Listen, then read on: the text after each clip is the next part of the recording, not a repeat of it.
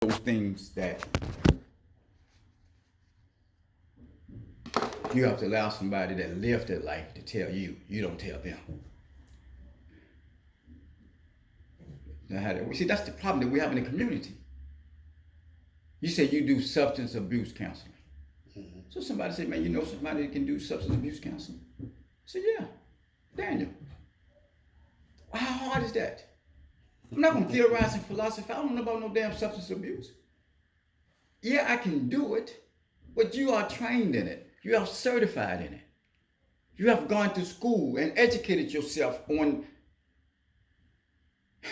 how to solve the problem. Well, it's why you gonna make it's I can research it, but me researching it, brother, does not qualify me to do what you do. Well, why when it come to Islam, y'all try to do this, y'all do something different. You know why? Because that's something we learned from the white man. If I can recognize you for your talent and your skill, then don't get to the point when I'm sitting in front of you, you don't recognize mine. Right. For what I know. See, researching substance abuse is different than actually counseling people. It is. True. So, what is black men, we have pissing contests. Like Richard Pryor said, two niggas lying. Go to the Golden Gate Bridge, one nigga said, God damn, the water cold. The other one deep too. The other ones niggas said, yeah, niggas deep too. See, pissing contests. I ain't into no pissing contest because this problem is too big to have a pissing contest. I agree. So if you're gonna bring up Islam, with all due respect, it's one of those things you just be quiet and let me teach you, because you can't teach me Islam. I know I can't. No, I know you can't. Yeah. But because of your intellectual prowess and the reading and all that. Yeah, but that don't matter.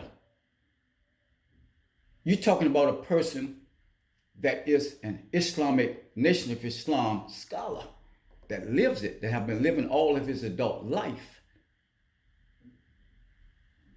That's our problem.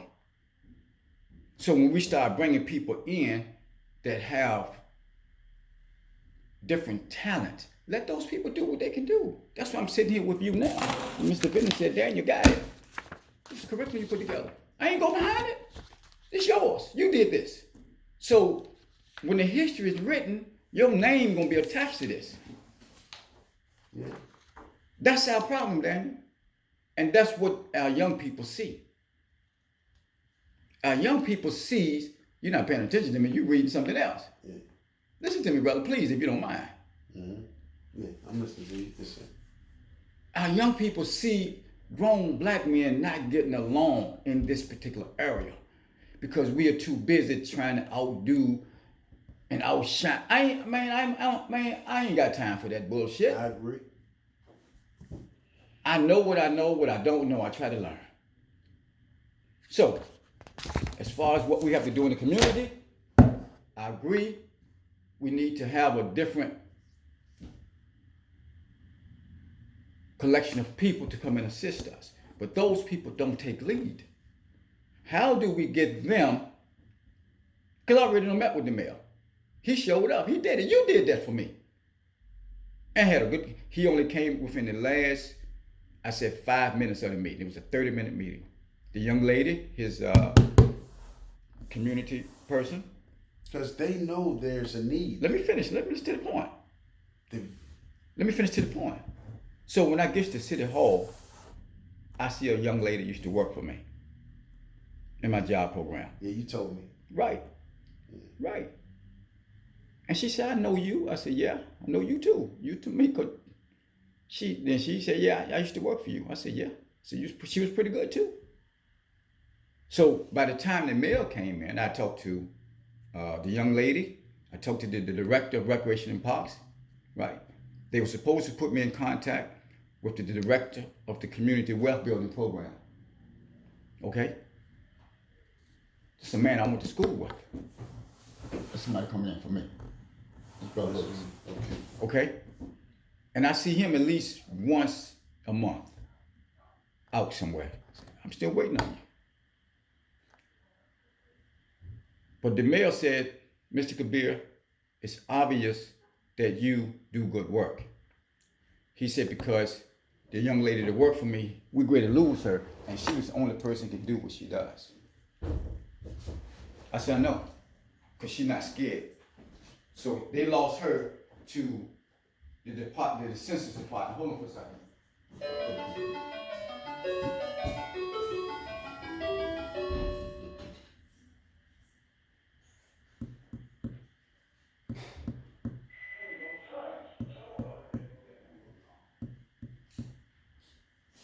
This is Brother Daniel right here, man.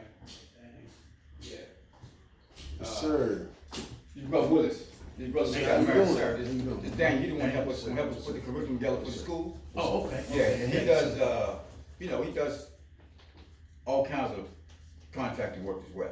Okay. So he does power washing. Power washing. Yeah, he does. Okay. Yeah, he do a whole lot of different things. So Oh, he's okay. the office manager. This is basically his office. His office. Oh, Right. Okay. Right. Good to meet you, Yeah, brother. he see that curriculum. He the one put the curriculum Put that together. together for you. Yeah. Okay. Okay. Okay. Okay, I look over this. All right, brother. All Yeah, right. everything's in there. The original certificate, all the papers is in there. Okay. And it's the two of them you gotta fill out and mail, and they put an envelope in there. So, Okay. All So right. if you wanna mail it back, and just even do it that way, bro. Okay, brother. All right, bro. I'll let you know later. Okay. Yeah.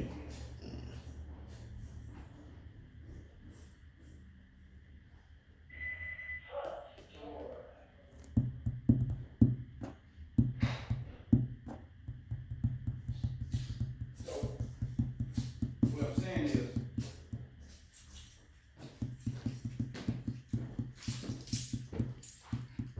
we are about a year behind. We're a year behind. Based on our projection, because we wanted to get this thing up and going this Last past summer. Yeah. So, Soon to be last year. Yeah. But my question to you, so you think the mayor is supportive? no. No. Man got way too much on his plate. He got way too much on his plate. But do I don't think he's in opposition to it. I don't think it's on his list of priorities. Right. And I can understand that. Right. I agree with that.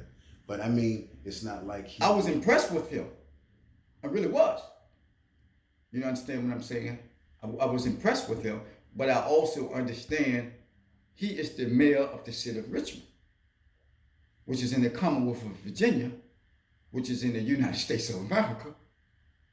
So his priorities is the United States of America. And I understand that. That's one of the talents and 10th. So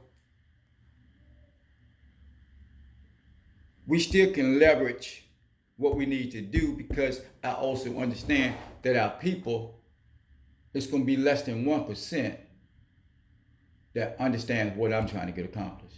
So why I'm trying to put that out there. That's not how I'm going about it. I'm going about it like, okay, we have to do this, that, and the third. No. What we need to do is put the school together. And the school can be for the community. The school has nothing to do with the religion of Islam.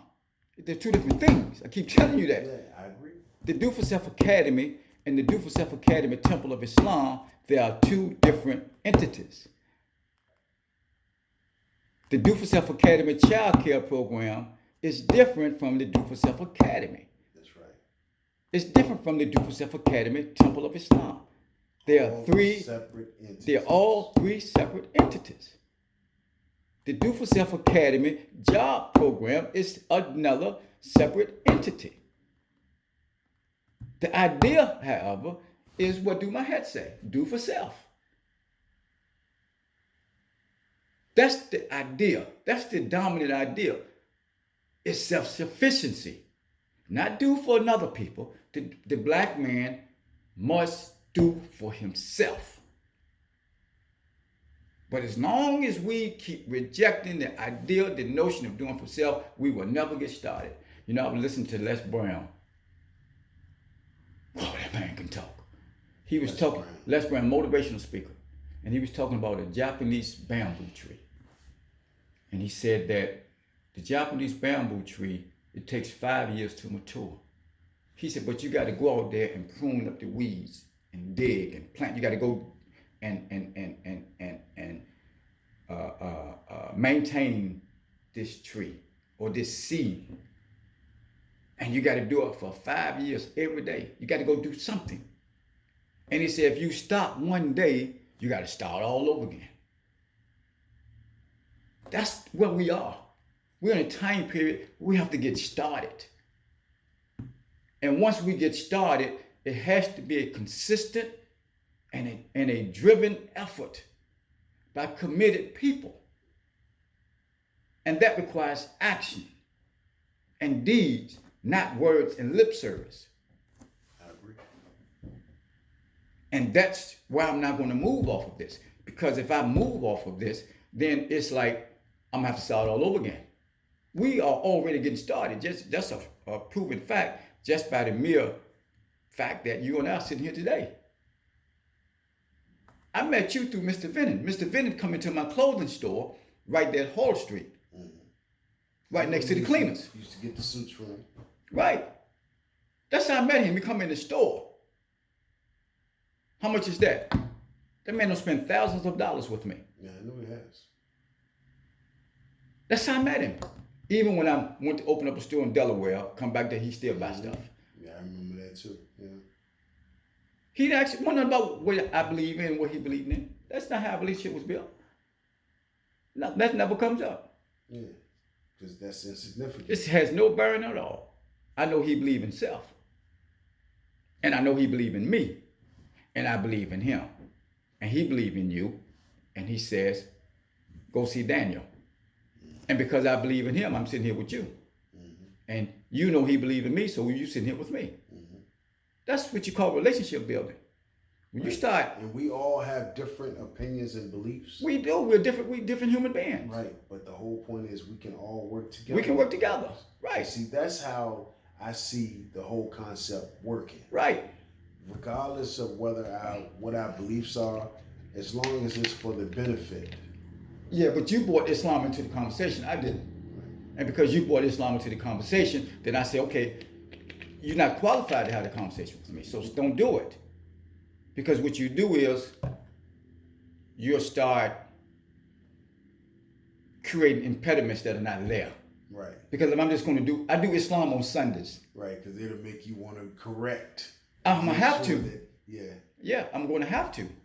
You understand what I'm saying? So, the Do for Self Academy program, I don't have to go and put a great big old neon sign up and say, I'm a black Muslim minister. I ain't got to do that. That's not necessary. It's who I am. It's how I live. You understand what I'm saying? So you have too many people that are projecting an image of what they believe as opposed to fulfilling the reality of what they claim to believe in. Because the image is more powerful than the work. And they give themselves a placebo, which has nothing to do with Elijah Muhammad's teachings. His teachings, he actually built a nation within a nation. He actually did it. Right. It's true. And you don't see no signs of that today. But it's no need the Negro or the African American or the so-called colored people, the NAACP, how the hell y'all can complain? What were your nickels and quarters and dollars?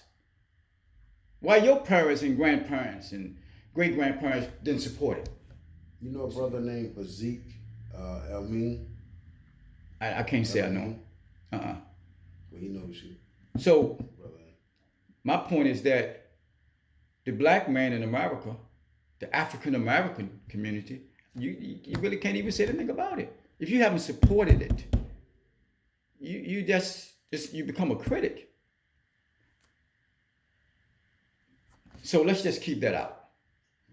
Because that, I'll be here all day, and I ain't got all day, nor do you. Right, yeah, I gotta get ready to go to an appointment in a little bit. So, this curriculum, I'm going to go out and start working with teenagers, going door to door, doing door to door sales again. I have flyers in my truck. I'm ready to put them on telegram poles. and they're only going to work Saturdays. They must have a C average in school. If they don't have at least a C average in school, they can't work. So now I'm going to be cherry picking because I realize the responsibility to get our children from one place to the next. They have to bring something, and if they have at least a C average, then that means that they are responsible. They at least have some type of parental support and guidance. If they have anything less than a C average, brother, that tells me a whole lot of different things. Maybe they don't have the mental capacity to be a part of this movement. Or the discipline. Well, But we can give them discipline. Back on the teaching that they get from their parents. Right. And the community at large. So I'm always looking to tweak what we're doing and try to find better means and methods. Always, every day. Right. We can get it done, and I don't have a lot of help. I really don't. And the reason being is because our people, for the most part, they already have a process that they have been following for all of their lives. Right. So they can't just say, well, you know what, brother Jasir? Man, what you're doing is powerful. I want to help you. Yeah, they said it all the time. People come here on Sundays. I said, man, this is it. But they can't come back. You know why, brother? Because they've been out living their lives doing something else. And just because your eyes say and your senses say this is right, but because of the way you've been living your life in the past, you don't have the capacity to make that change. So if people take on more institutionalized systems of mental slavery, and then when they see signs of freedom, though they may desire freedom, they don't have the strength or the capacity to stop doing what they're doing.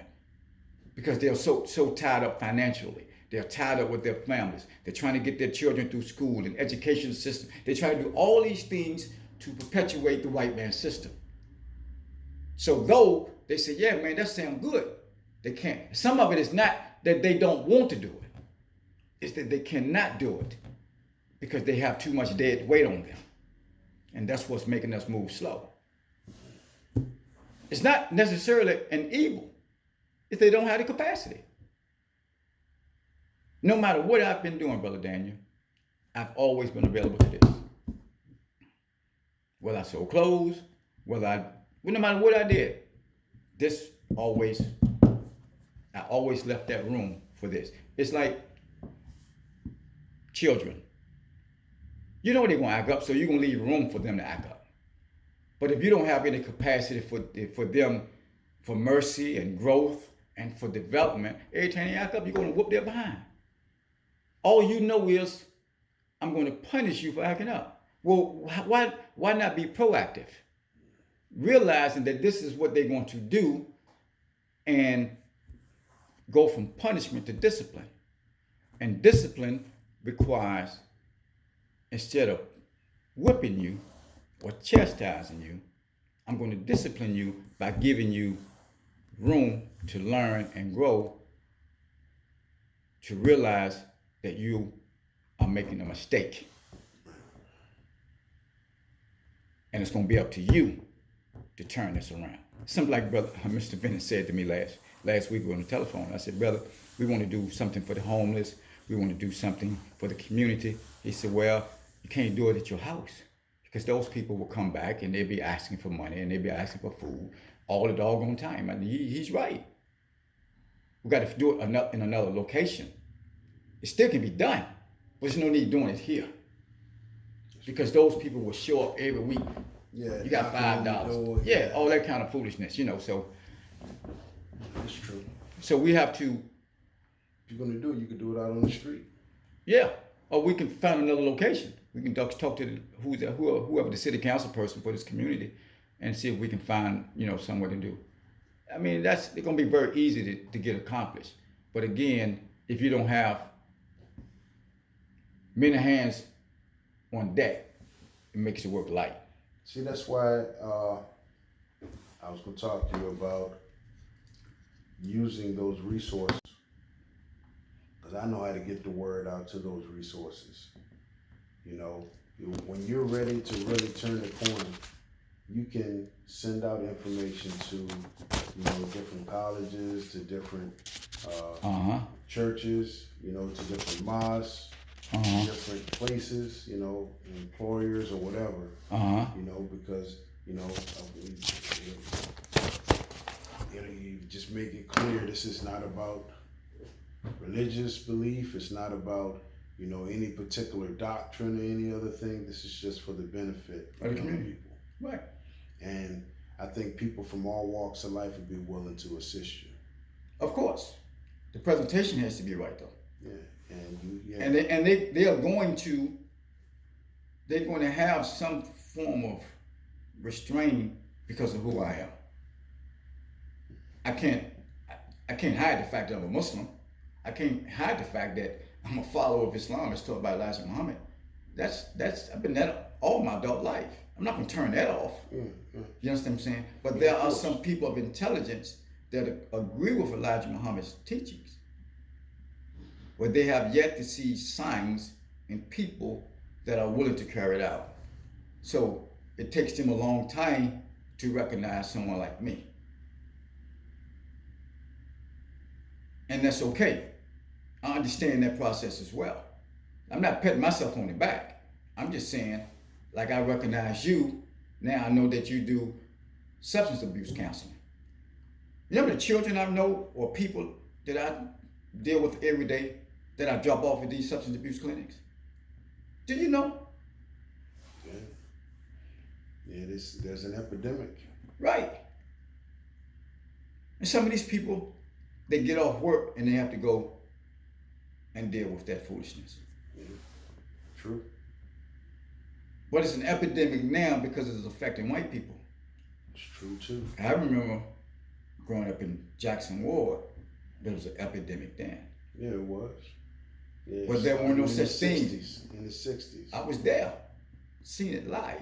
60s, I ain't guessing 70s, about it. I yeah. saw it every single day almost in that community. Yep. So